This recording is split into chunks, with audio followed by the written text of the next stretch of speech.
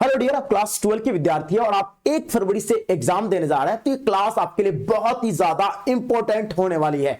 Dear, आप लोग का हिस्ट्री का सिलेबस पूरा कंप्लीट हो गया है एंड साथ में उसका रिवीजन भी करा दिया। तो मैंने सोचा चलिए आप लोग का एक चैलेंजिंग क्लास हो जाए और एक टेस्ट हो जाए। देखिए, आप अपने माँ बाप के सपनों को साकार करना चाहते हैं, खुद को सपने को साकार करना चाहते हैं या नहीं, तो आइए आप लोग इस चैलेंज को एक्सेप्ट कीजिए।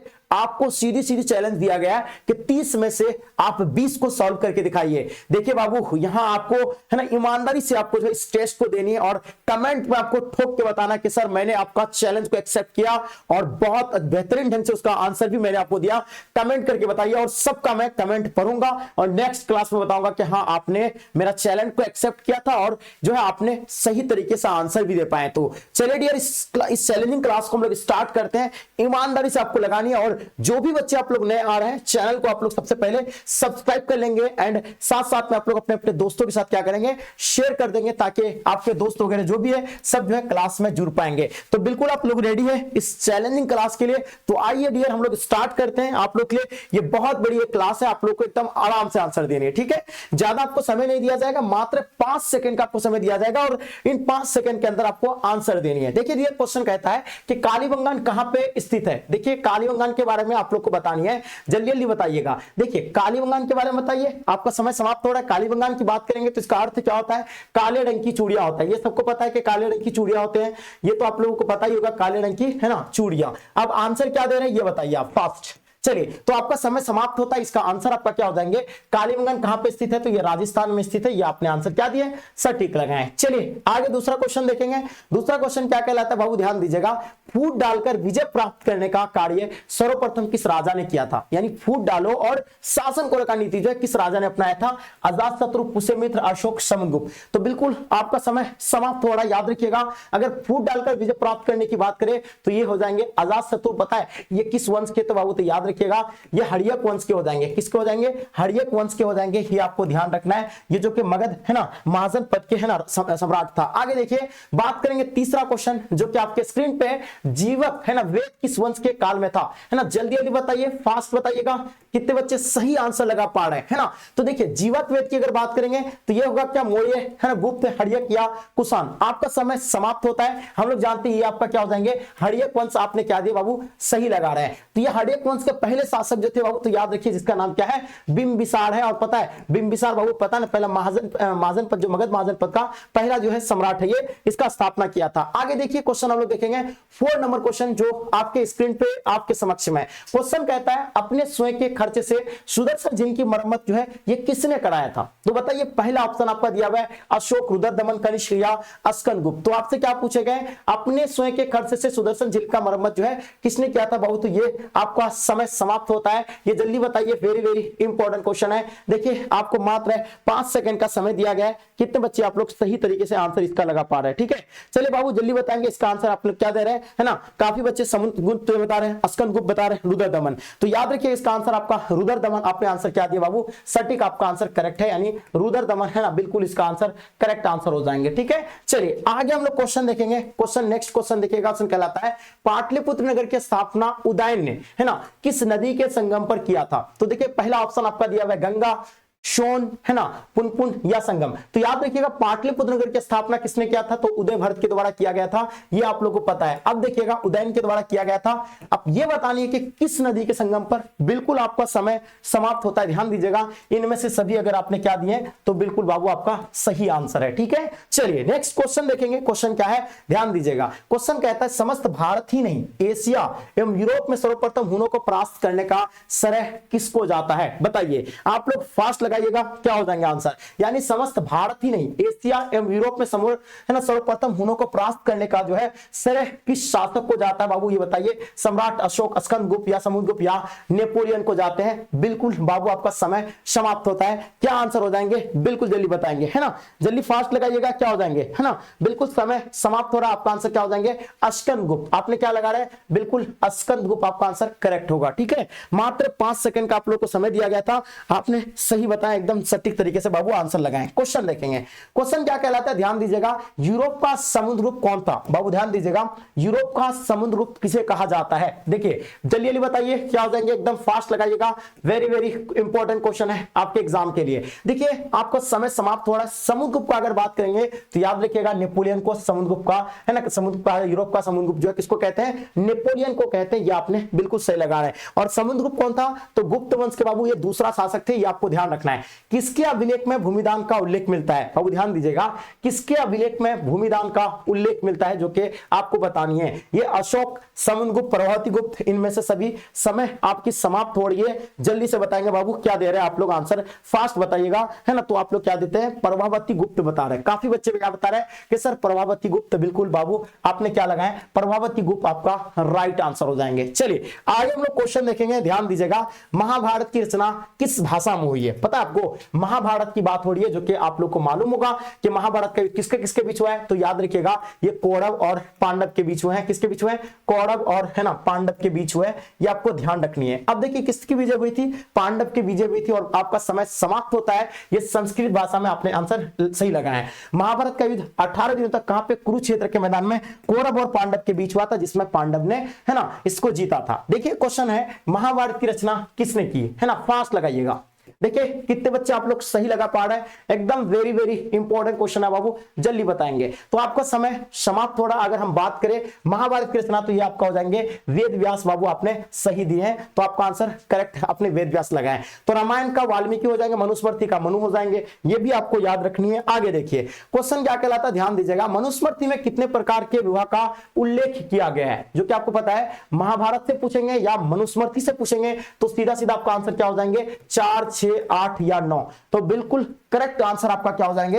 8 प्रकार का आपने आंसर क्या दिया बाबू? 8 प्रकार आपने सही लगाए, है ना। ओके, सभी बच्चे एकदम आराम से आंसर आप लोग देते चलेंगे। क्वेश्चन कहलाता है कि महाभारत में कितने प्रकार के विवाह का उल्लेख किया गया है? जस्ट मैंने आपको बताया अभी, और बिल्कुल आपको समय आपको मिला है 5 सेकंड का, जल्दी बताइएगा। तो आपका समय समाप्त हो रहा है, ध्यान रखिएगा।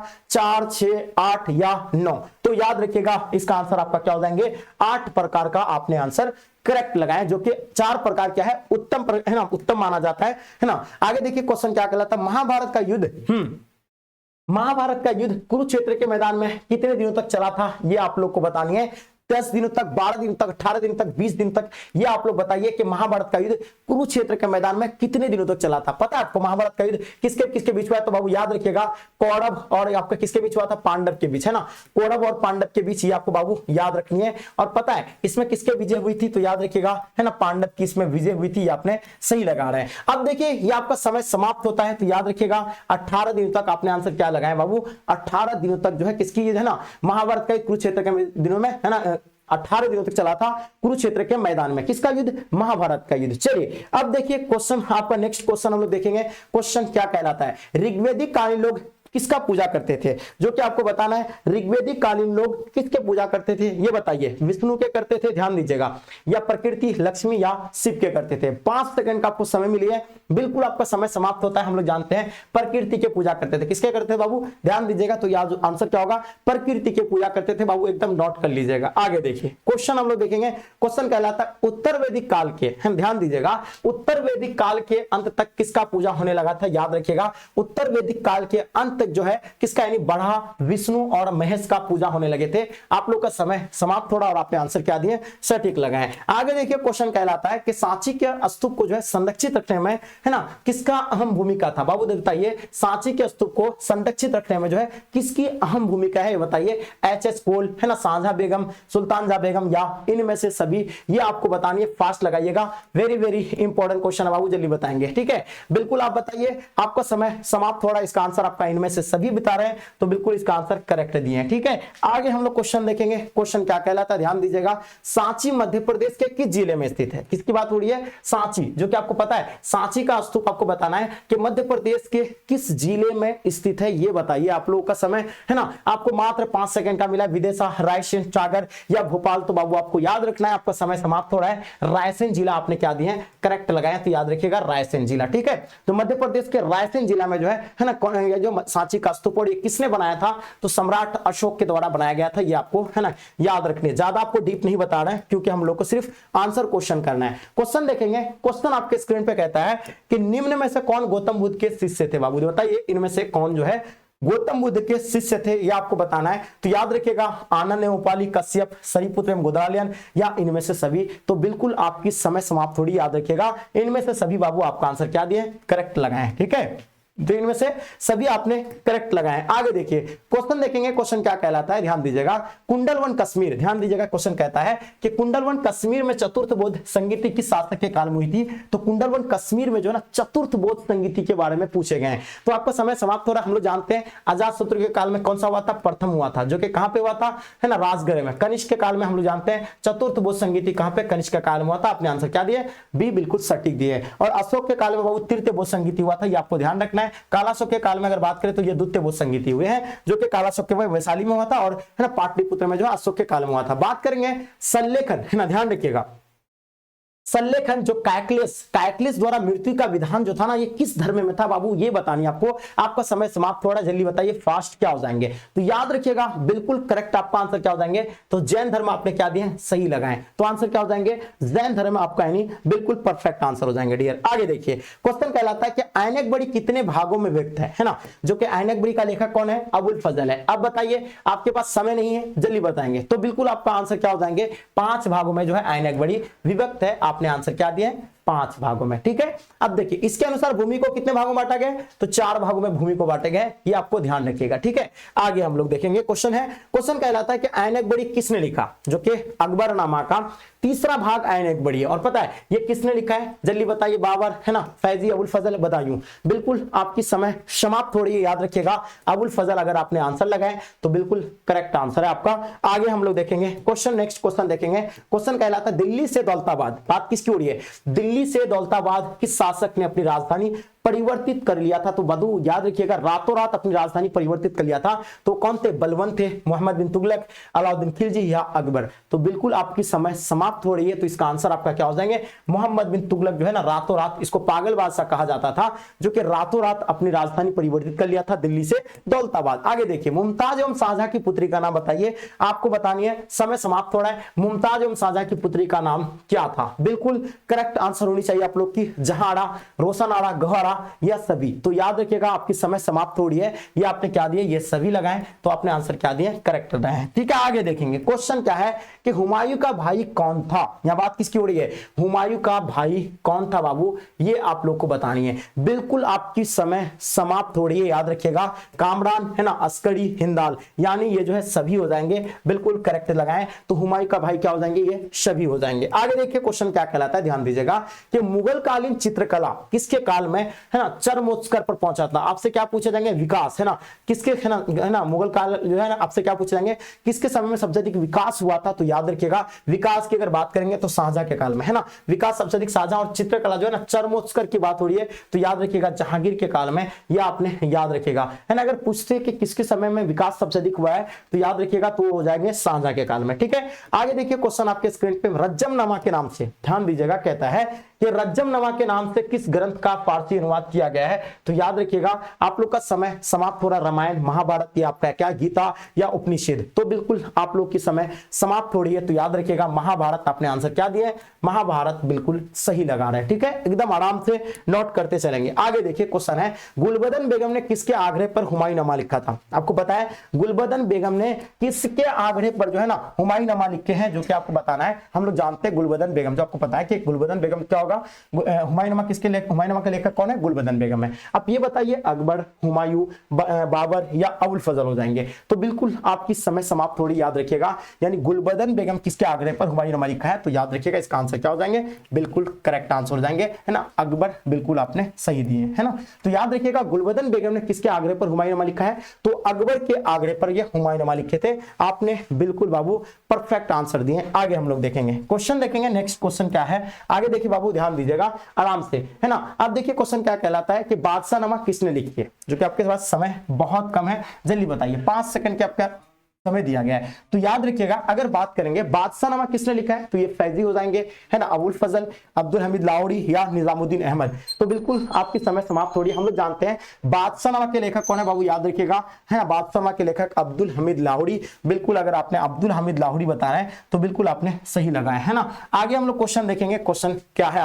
आगे लास्ट क्वेश्चन और अंतिम क्वेश्चन बाबू, ये बताइए ये क्या पूछा गया है कि यात्रा जो कि राजकीय नियम ये किसने लागू की थी। एकदम फास्ट लगाइएगा, क्या हो जाएंगे आपका आंसर, फास्ट बताएंगे बाबू, क्या हो जाएंगे, आपने आंसर क्या बता रहा है जल्दी बताएंगे। लास्ट क्वेश्चन, बिल्कुल समय समाप्त हो रहा है। तो याद रखिएगा चंकेज खां आपने, है ना, करेक्ट आंसर लगाया, क्या हो जाएंगे, चंकेज खां आपने आंसर सही दिए बाबू, ठीक है। चलिए तो डियर ये था आप लोग का क्या है नहीं 30 क्वेश्चन। 30 में से आप खुद से कितने क्वेश्चन को सॉल्व किए, कितना 30 क्वेश्चन था, इसमें से आपने कितने क्वेश्चन को सॉल्व कर पाए, ये आप लोग मुझे कमेंट करके, है ना, कमेंट करके बाबू जल्दी बताएंगे, कमेंट करके आप लोग बताइए। और है ना, आप लोग सभी बच्चे से मेरी रिक्वेस्ट है कि प्लीज इस वीडियो को ज्यादा से शेयर कीजिएगा और अपने दोस्तों से भी चैलेंज करवाइएगा कि आपके दोस्त जो है कितने क्वेश्चन को सॉल्व कर पा रहे हैं, क्योंकि समय आपके पास बहुत कम है। और प्लीज आप लोग शेयर करेंगे एंड जो बच्चे नए आ रहे हैं चैनल को आप लोग सब्सक्राइब कर ले, ठीक है। देखिए मैं आपके लिए इतना मेहनत कर रहा हूं तो ये आपकी रिस्पांसिबिलिटी कि आपको ज्यादा से ज्यादा शेयर करनी चाहिए वीडियो को, ठीक है। तो डियर आई होप, उम्मीद है कि आप लोग को ये वीडियो पसंद आई। और जो बच्चे नोट्स नहीं लिए हैं तो बाबू नोट्स के लिए इस नंबर पे आप लोग कांटेक्ट कर ले 9162055090, ठीक है, जिसमें ऑल सब्जेक्ट का नोट्स मिलता है, ऑल सब्जेक्ट, है ना, ऑल सब्जेक्ट का आपको, है ना, ऑल सब्जेक्ट का नोट्स मिलेंगे जिसमें सब्जेक्टिव प्लस ऑब्जेक्टिव दोनों रहेंगे, सब्जेक्टिव प्लस ऑब्जेक्टिव रहेंगे, जो कि इसका प्राइस पूरी तरह से घटा दिया गया है। ऐप को आप लोग इंस्टॉल कर लीजिए और ये पूरी तरह से घटा दिया गया है। 149 रुपया में आपको ऑल सब्जेक्ट का मिल रहा है ना, 149 रुपया में आपको ऑल सब्जेक्ट का मिला। जिसको भी लेना आप कॉल कीजिए, इसी नंबर पे आपको मिल जाएंगे ऑल सब्जेक्ट के, ठीक है। तो डियर यहीं तक इस क्लास को एंड करते हैं, फिर मिलते हैं हम लोग नेक्स्ट क्लास में। जब तक के लिए जय हिंद, जय भारत, बाय ऑल।